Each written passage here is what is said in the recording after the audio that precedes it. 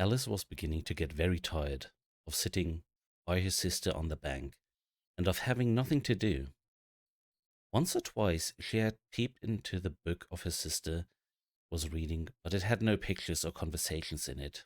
And what is it the use of a book, thought Alice, without pictures or conversation?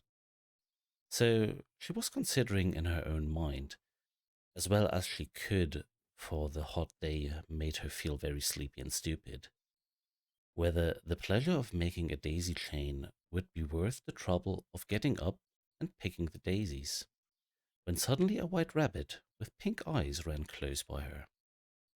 There was nothing so very remarkable in that, nor did Alice think it so very much out of the way to hear the rabbit say to itself, oh dear, I shall be late." When she thought it over afterwards, it occurred to her that she ought to have wondered at this, but at the time it all seemed quite natural. But when the rabbit actually took a watch out of its waistcoat pocket and looked at it, and then hurried on, Alice started to her feet. Odd flashed across her mind that she had never before seen a rabbit with either a waistcoat pocket or a watch to take out of it. And burning with curiosity, she ran across the field after it, and fortunately was just in time to see it pop down a large rabbit hole under the hedge. In another moment down went Alice after it, never once considering how in the world she was get out again.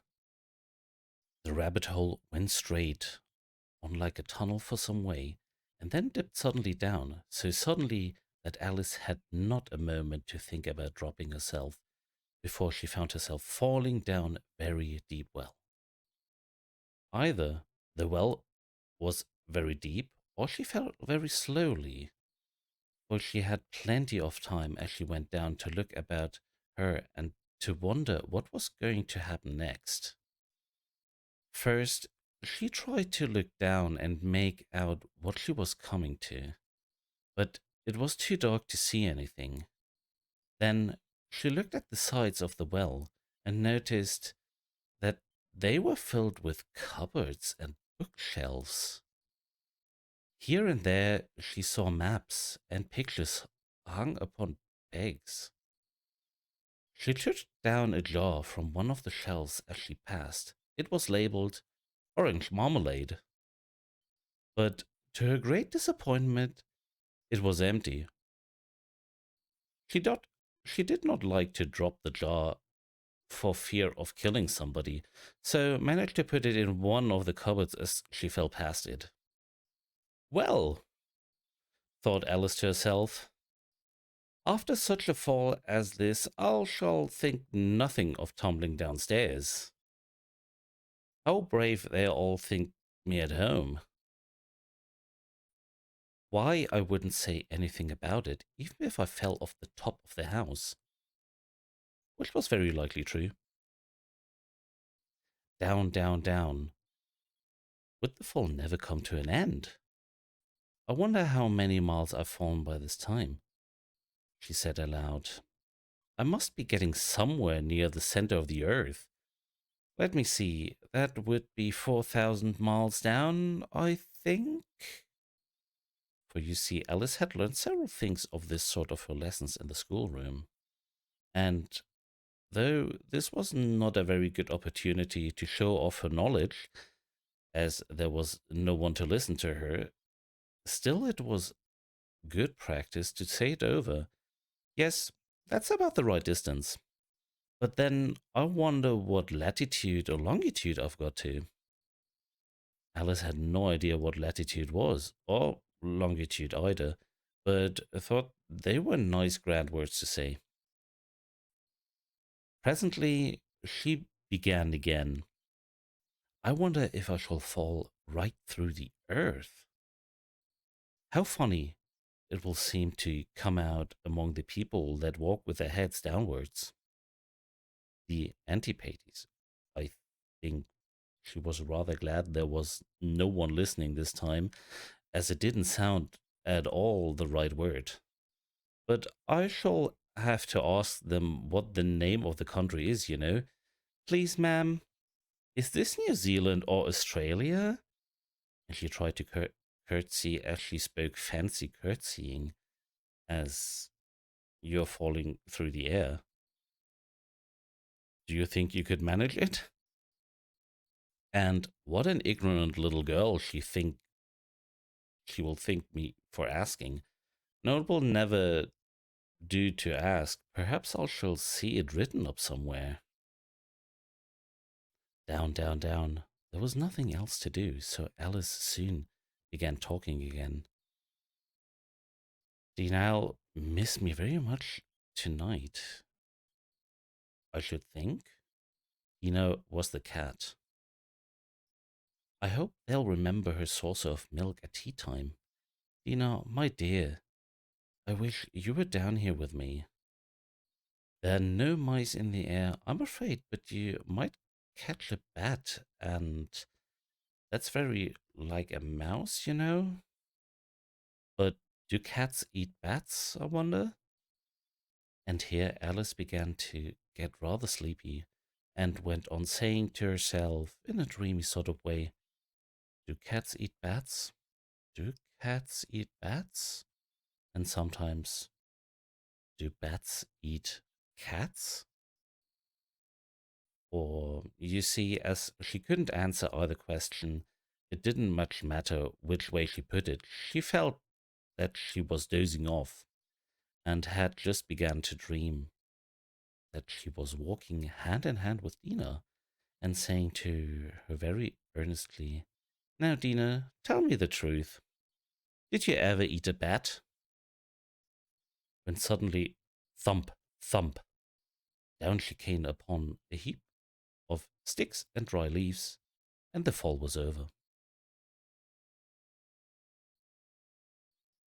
Alice was not a bit hurt, and she jumped up on her feet in a moment. She looked up, but it was all dark overhead. Before before her was another long passage, and the white rabbit was still in sight, hurrying down it. There was not a moment to be lost.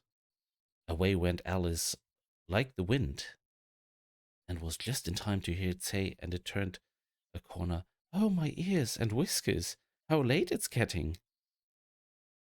She was close behind it when she turned the corner, but the rabbit was no longer to be seen. She found herself in a long, low hall, which was lit up by a row of lamps hanging off the roof. There were doors all round the hall, but they were all locked, and when Alice had been all the way down one side and up the other, trying every door, she walked sadly down the middle, wondering how she was ever to get out again.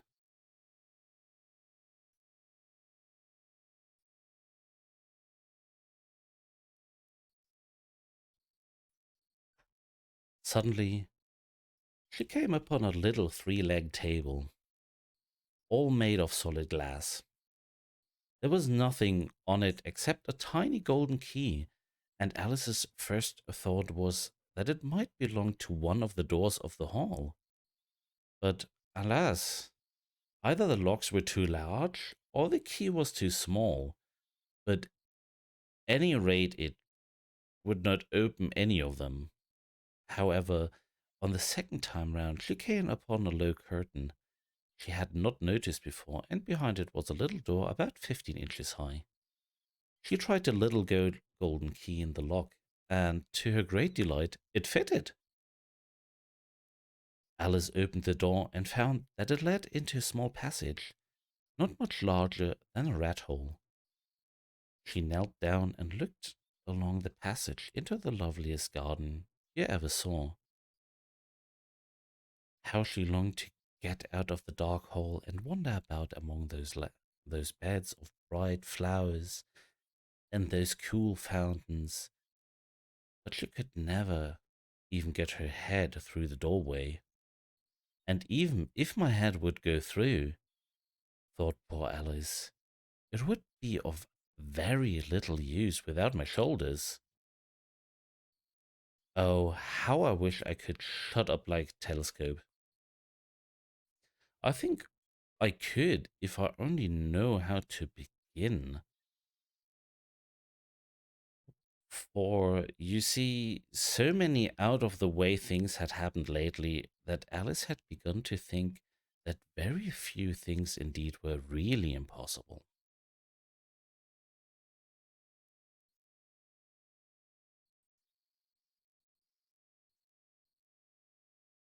There seemed to be no use in waiting by the little door, so she went back to the table, half hoping she might find another key on it, or at any rate a book of rules for shutting people like telescopes.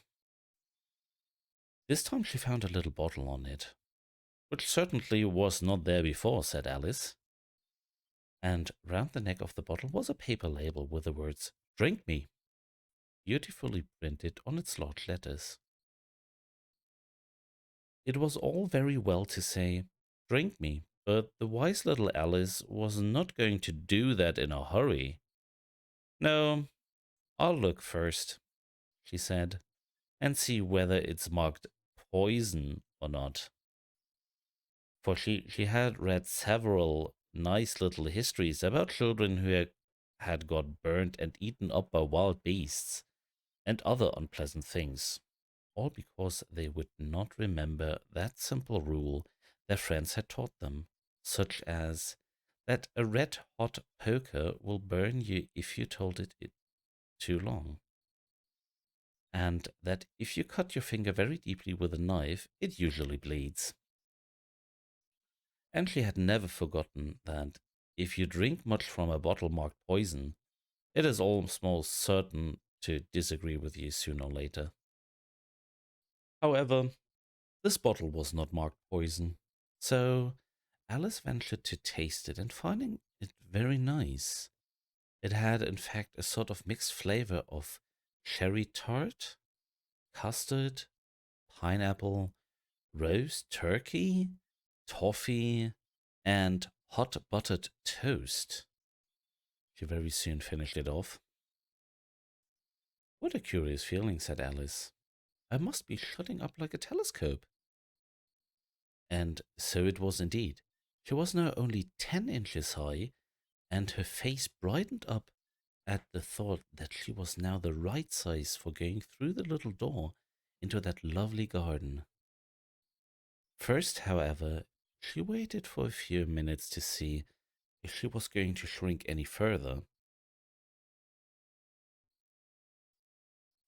She felt a little nervous about this, for it might end, said Alice to herself. In my going out altogether like a candle, I wonder what I should be like then. And she tried to fancy what the flame of a candle is like after the candle is blown out, for she could not remember ever having seen such a thing. After a while, finding that nothing more happened, she decided on going into the garden at once. But alas for poor Alice! When she got to the door, she found she had forgotten the little golden key. And when she went back to the table for it, she found she could not possibly reach it. She could see it quite plainly through the glass, and she tried her best to climb up one of the legs of the table, but it was too slippery. And when she had tired herself out with trying, the poor little thing sat down and cried. Come, there's no use in crying like that, said Alice to herself rather sharply. I advise you to leave off this minute. She generally gave her very good advice, though she very seldom followed it. And sometimes she scolded herself so severely as to bring tears into her eyes. And once she remembered trying to box her own ears for having cheated herself in a game of crook she was playing against herself, for this curious child was very fond of pretending to be two people. But it's no use now, thought poor Alice, to pretend to be two people. Why, there's hardly enough of me left to make one respectable person. Soon her eye fell on a little glass box that was lying under the table. She opened it and found in it a very small cake on which the words "Eat me" were beautifully marked in currants. "Well, I'll eat it," said Alice, "and if it makes me grow larger, I can reach the key. And if it makes me grow smaller, I can creep under the door. So either way, I'll get into the garden, and I don't care which happens." She ate a little bit and said anxiously to herself, "Which way? Which way?" holding her hand to the top of her head to feel which way it was growing. And she was quite surprised to find that she remained the same size. To be sure, this generally happens when one eats a cake, but Alice had got so much into the way of expecting nothing but out of the way things to happen that it seemed quite dull and stupid for life to go on in a common way. So she set to work and very soon finished off the cake.